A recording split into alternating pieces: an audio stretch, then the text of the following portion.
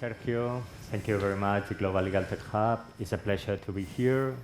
It's a pleasure that being now this year in a hybrid program. So let's go introduce the new panelists. We're going to have 5 panelists, 3 physically and 2 connected. Well, we can see now Carlos, Solana. How are you, Carlos? Carlos is the Metaverse director for Mediapro. We also have here María Ñiguez, IT lawyer from EJASO. Good morning. Morning. Morning. We got Leticia López, partner digital and privacy in Uría. Hi, morning. Hi. And we got also Azahara Muñoz, head of innovation on Mitek. Morning. Good morning, everyone. And now we got also María Exante from PFC. How are you? How morning? Morning. Morning. Well, we're going to talk about the metaverse. We know that it's a great topic, that everyone is related to these new technologies and how it's a hype or there's legal implication also about the current problems and how business will go. We got these 5 experts with us, so we're going to start this debate. We're going to ask really thoughtful, at least with our side, really interesting questions that we can share and develop. To start and to begin with, I think that everyone knows what's metaverse, but let's explain a little bit more. Leticia, can you explain in 2-3 words what's metaverse for you? That's a challenge, but we have several technologies disrupting currently in our society, and that conversion of technologies, blockchain, AI, and robotics devices, all together allow moving forward from a space like internet to a more physical integration of our experience, social, professional, business experience through a environment which is metaverse. It's been built in the last few years and keeps being building, in which we as users can get a more real interaction with others through an avatar digital identity. That's probably a definition. It's a great definition. Carlos, you are an expert in Mediapro. You agree with this definition? Yeah, absolutely. I usually say that the metaverse is the evolution of the internet, and that's it. There is no more distance than a click. You go from one Web 2, let's say, typical traditional internet to a Web 3 or metaverse in just one click. For me, it's a new way to socialize, but it's something that goes with the evolution of the internet, with that kind of social presence that you feel that you are there, no? Something like that kind of immersive, that kind of collaboration possibilities, but is the internet evolving for me. And it could be as well, right, in the future, like the replication of the real world, but virtually, right?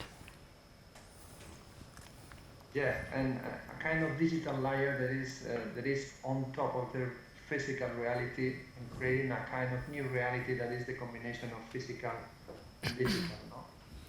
Well, that's really interesting because everyone talks about metaverse and people think what's going on and how we're going to interact. If it's physically, it's going to be virtually, going to be a mixture. So I'm going to ask a question to Maria, that she's in UK, and maybe he can explain us how do avatars construct digital identities in the metaverse. Maria, what's your point of view on that?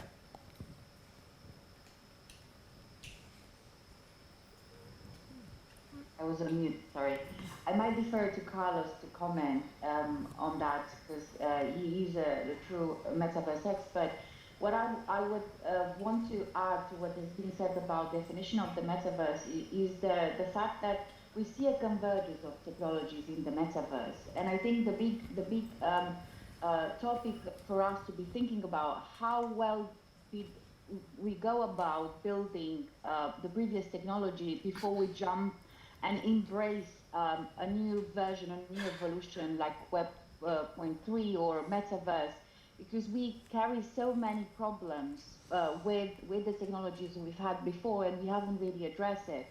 And before looking at the avatar and identity, I think we need to be painfully aware on the fact that the digital world as it stands carries a number of harms and risks we are not able to address.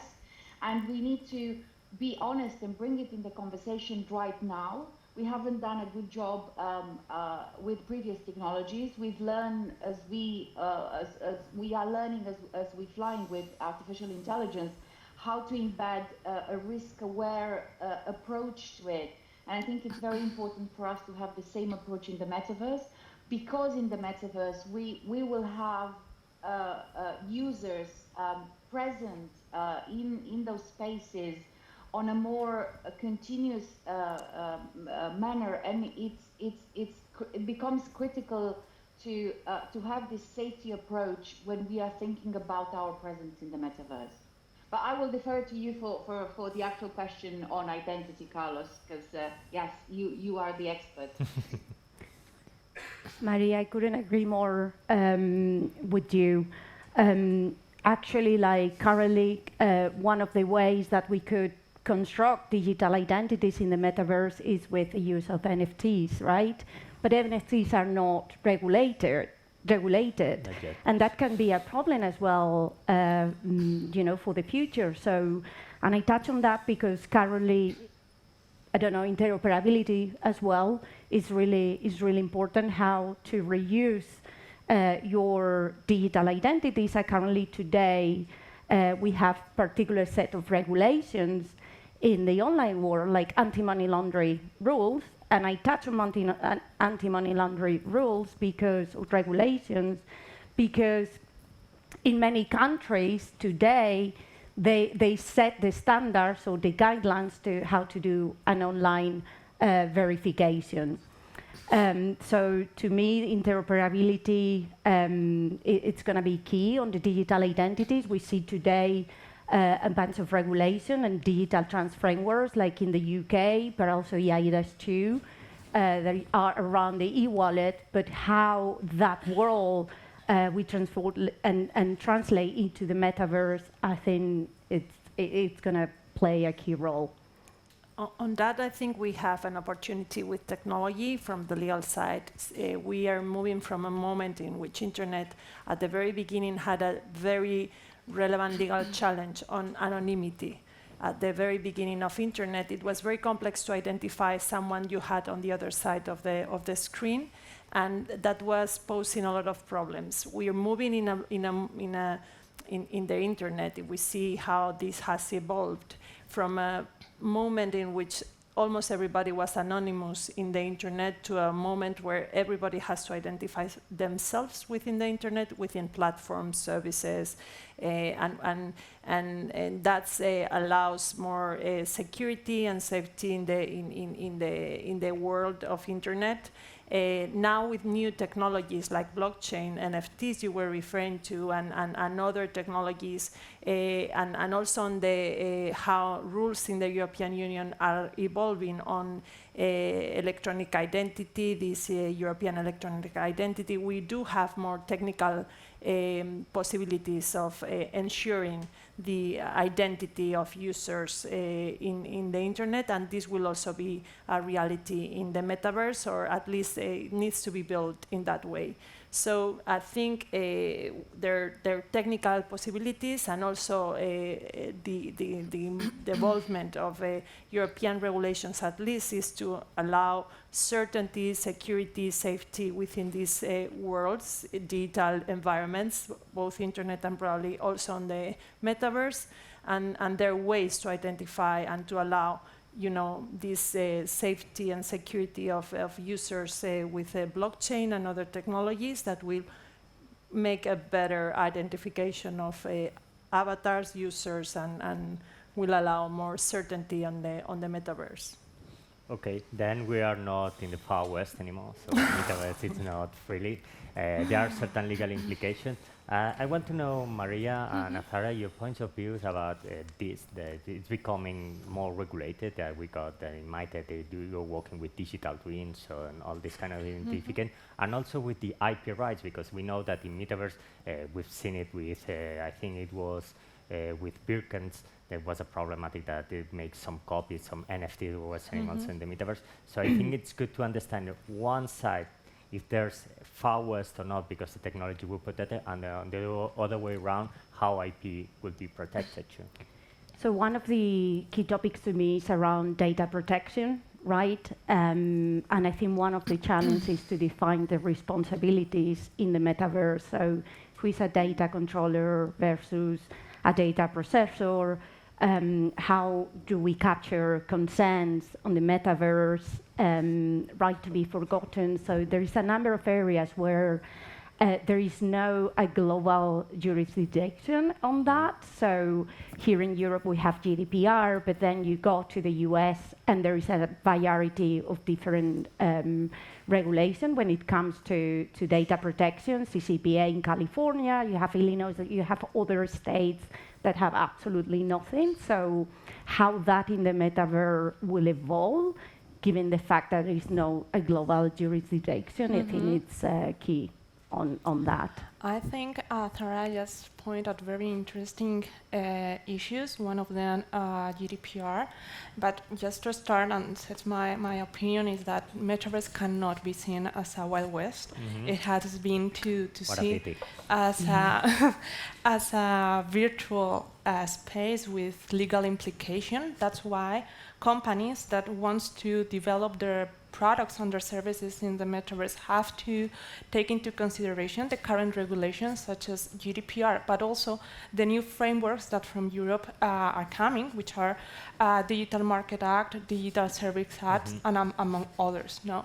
And also I think it's important, as previously Maria also points out, is that users also have to bear in mind that their actions have implications in the metaverse, and that we are building up a new virtual space, and new ways to commit crime can happen.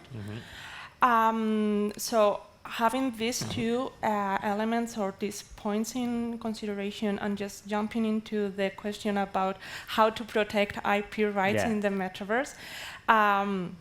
I think that to protect IP rights have to or will require to identify new ways of monitoring potential infringement of IP rights, and also some new systems to monitor and control this potential infringement. And also definitely it will require to rethink and sometimes even to renegotiate some license agreement just to identify and to cover new uses that are now allowed through NFTs and blockchain technology, for instance, and also these new virtual spaces such as Metaverse.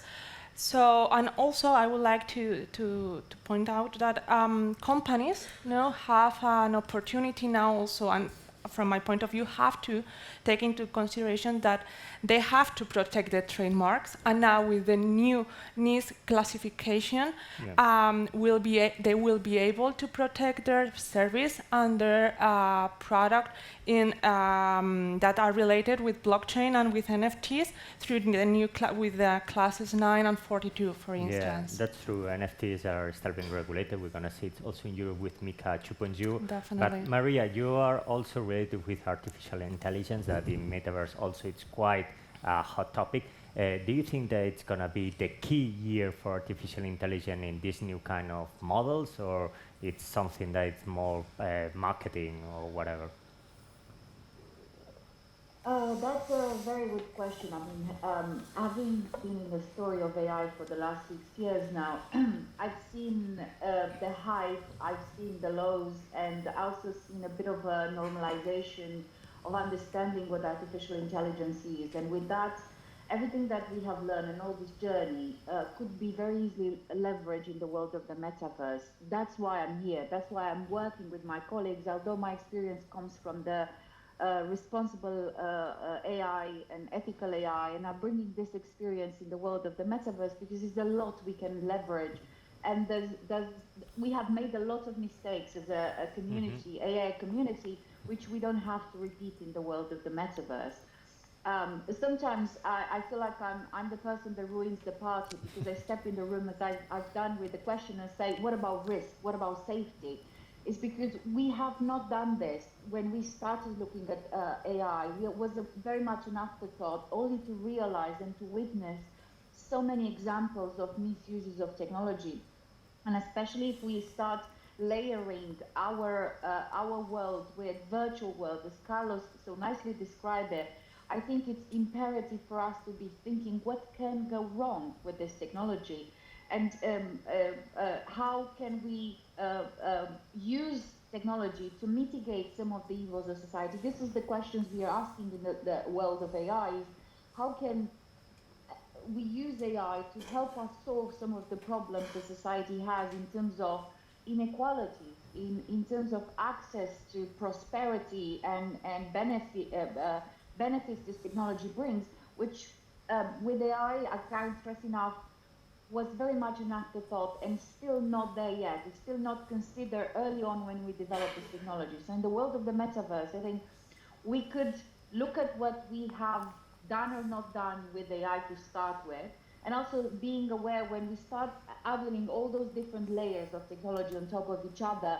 the problems they individually bring will be augmented and enhanced at a certain degree. And the fact that we have so little legal protection for some of the biggest issues, again, going back to safety, user safety, it's a bit concerning. But also at the same time, the fact that we had a moment, some very good years of attention from everyone to AI, and we've seen some of the regulators in Europe. We have the AI Act coming somewhere next year. Here in the UK, we are looking at 2 regulatory proposals, so a new data protection regime and also online safety. All those upcoming regulatory frameworks are or will be carrying metaverse provision. I've heard those in charge of developing those propositions saying we are looking how to bring consideration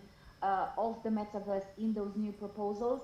And that's a benefit of having those conversations now and having metaverse, if you want, the new kid on the block in terms of technology. Everyone now talks about the metaverse. All the events I've attended, the metaverse sessions were the most attended one.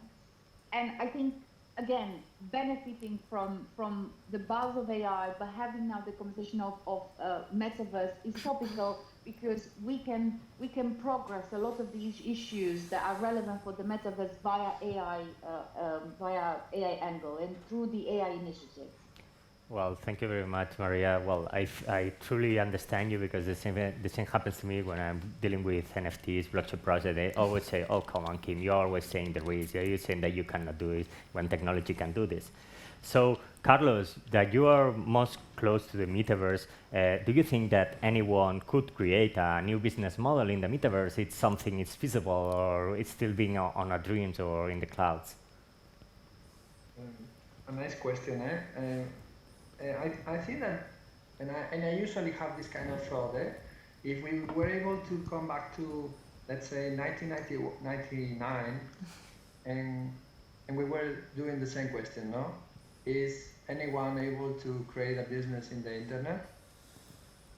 Would you be able to say to anyone that you can't create a business in the internet? I think it's going to be the same.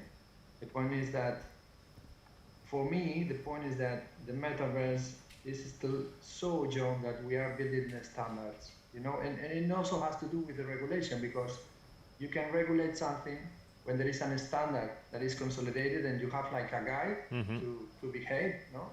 But there is no, from my point of view, the regulation comes always later than reality. You have to observe the reality and understand how the reality behaves, and then comes the regulation, because you describe how you want the reality to behave, no? But if you haven't observed yet this kind of the standards, and we haven't this kind of the standards yet, you can create how would I say, a reality resistant regulation. And this is what is happening now. So is anyone able to create a business in the metaverse? Of course, but I think that everything is being built now. The standards are yet to come, and with this improved vision of the reality, I imagine that we will be able to have a deeper and deeper and richer vision of what we want to create that is new and that is going to improve the present vision of the internet that is evolving with the metaverse. No, this is my answer. But of course, anyone will create a business in the metaverse, and of course there will be new business models that will allow even more people to create new business models. From my point of view, the metaverse will allow even more people to create these new business models and to collaborate and to find new ways to create value among a big amount of people. Well, that needs to understand, and I'm sure that we got lawyers in the room, so I'm sure that they want to complete these questions. But do you think that from a legal perspective, Carlos has specially pointed out, we don't have regulations about it, but we are still in an early stage of development due to metaverse projects, maybe from a tricky point of view, but from the legal side, we have not been receiving this kind of, I would say, business attraction or regulatory standards, which are from your daily basis? From a very practical point of view, if a business wants to go to the metaverse, they will need to take into account certain very specific matters. One is, for example, the relationship with the platform in which they're getting to. We are seeing a lot of intermediaries in this digital world, so one of them would be the platform. But once you go into the metaverse, you start having some contractual relationships, more formal or informal, with different users. So some points of concern, or at least that needs to be addressed, is this is a cross-border matter. So which is, we don't have a specific regulation on the metaverse, and if anything comes or happens, as Maria was saying, on IP, on privacy, or other matters, first question would be, which is the rule that will be applying to me, which is the applicable law? And moreover, in addition to applicable law, which would be the competent authority in case I'm doing something wrong, or which is the competent court in case I get a claim? Because we all understand that things may go wrong in the metaverse. You can have a problem with an user, you may have a problem with another company, or these things happen. So if there are businesses in the metaverse, there will be some legal issues around that. On those very specific points, we don't have a clear response from legal rules currently in our countries, in our jurisdictions, in our regions. But if we see how this has evolved in the past, and I agree with Carlos that rules need to adapt to the reality. So if we don't have tests on and standards so far, putting rules to those unexistent business models may be a problem. But we will need to take some decisions. For example, which will be the point of applicable law? For example, on the internet, we're seeing how, on digital markets in general terms, we're seeing that the relevant matter has been where the user is being located. For example, if you on privacy or consumers, or the relevant and applicable laws are those of the users where the user is located. So that's a standard, that's a rule. So if you go to the internet and you're a US company offering services in Europe, you will need to comply with GDPR and other rules. So we need to take those decisions in the metaverse. It will be the same, and I think Maria was saying that new rules coming, for example, in Europe are thinking of taking into account metaverse matters. Those rules are also focusing in that approach. So where the user is located, then you have to comply with those rules. Within the metaverse, where everybody will be connecting with each other, that could be a real challenge. So my point is that we will need to get to global standards on how to behave on the metaverse. And otherwise, a company will need to apply 100 of different I think that laws. it's going to be changed the way that we are prospecting, maybe from a decentralized point of view, the way that we going to interconnect it. But 100% sure, if you don't got regulation, you cannot construct any kind of services. Maria, from your expertise, how is it? I completely agree with the points Leticia has pointed out, but I would like to also add that we have to start off a maximum that first is society and then it's law. And now we have an extra factor in the equation, which is innovation. And law cannot stop innovation, has to help innovation. And one of the way it can happen, or from my point of view, it is happening, is that with an approach of risks, legal risks, but not only a strictly legal risk, definitely, but also from the point of view of privacy by design on the default approach. But this approach has to be extended to cybersecurity perspective, to how to manage the ODS or the human rights of the users. So this this approach of design and the business model taking into account different aspect goes through through the perspective of accountability principle, that it starts with GDPR, and I guess that it is extending to other regulations, such as, for example, cybersecurity in the products, such as wallets, that are essential to be able and to enter in the metaverse. Yeah, I think it's a Copernican turn. I think that it's a 360 degrees vision. And it's not only legal, we also have to combine with tax, we have the consultants and whatsoever. So it's interesting how lawyers that we have been developing so many skills. But I think that you both pointed out perfectly, technology is first, then comes the law, comes the regulation. But we have something really, really important, and it's crucial, it's about identity. And I know that in Mitek you do things right, Azahara. So do you think that it's possible, I think it's feasible from a technical point of view, that could anyone steal our identity in these new ecosystems?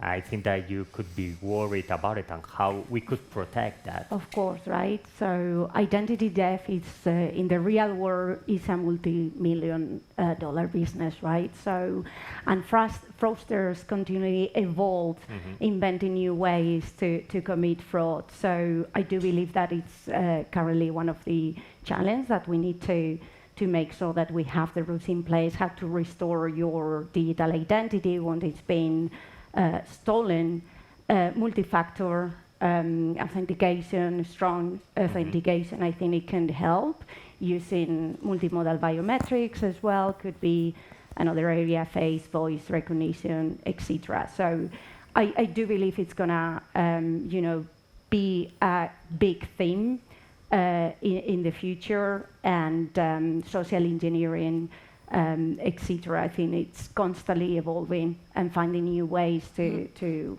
detect and prevent fraud in the metaverse.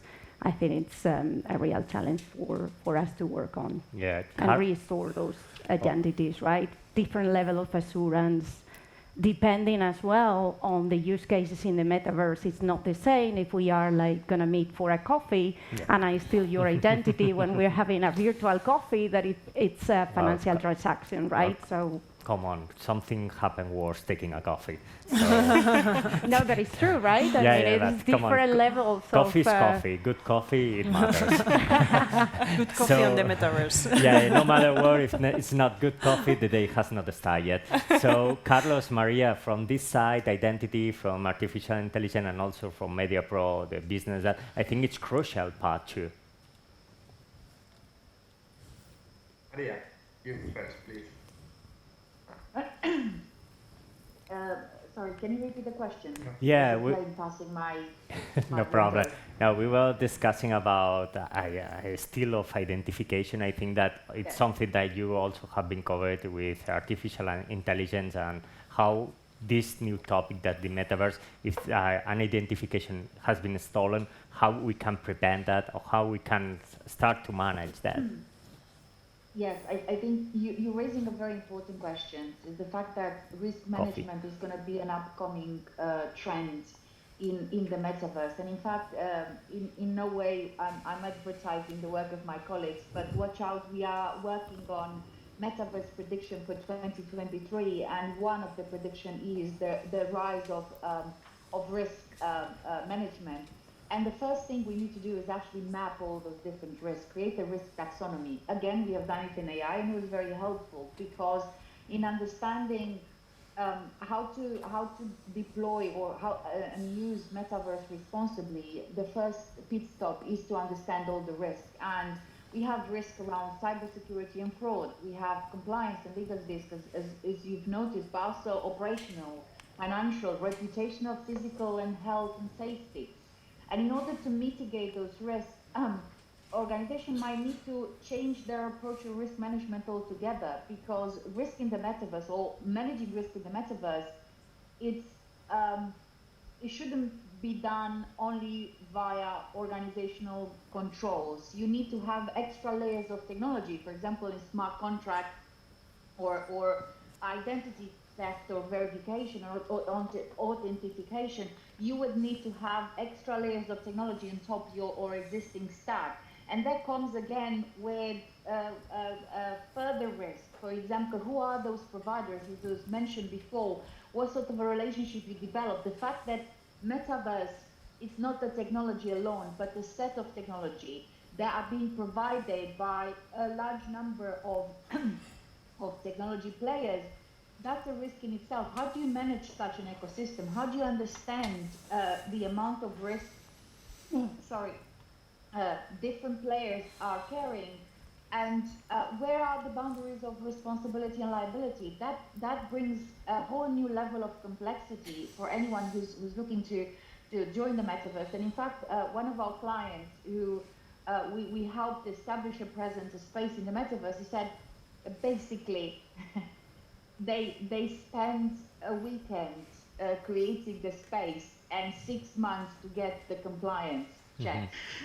And they went for I would say a quite basic version of basic space payments were out of scope. And even so, it took them such a long time to get compliance checked. I think it's going to be a journey with the risk of the metaverse, and it was with the risk of AI, that will bring together legal experts, technologies, ethicists, and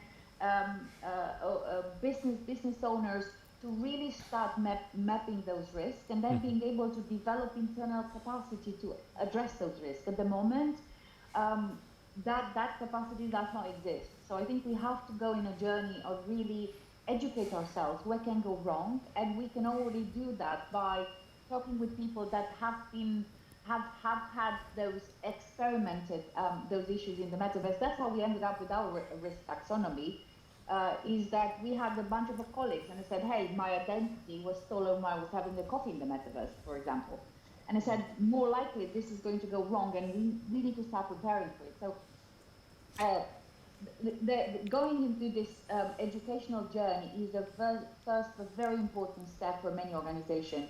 And we should take advantage of the hype and put those things out there now when there is a lot of interest in the subject, and educate ourselves about the things that can go wrong and how we can address it. I think you raise a very relevant point on the metaverse, which is how several tech players are putting together technology. And one of the matters I think we need to address from a legal point of view is privacy. There's a lot of data being generated of a lot of value, and more intrusive, for example, biometric data that you were referring to, but also you can infer from your movements, and it's not only the data that you capture, but also what you can do with that, and what you can infer, for example, from iris, eyes, movement of your face, and social behavior within the metaverse. That's and so many players with access, tech players providing technologies with access to those data of such nature. That's also something that authorities are putting the focus on. No, so many players with access to very personal, private data of so many users.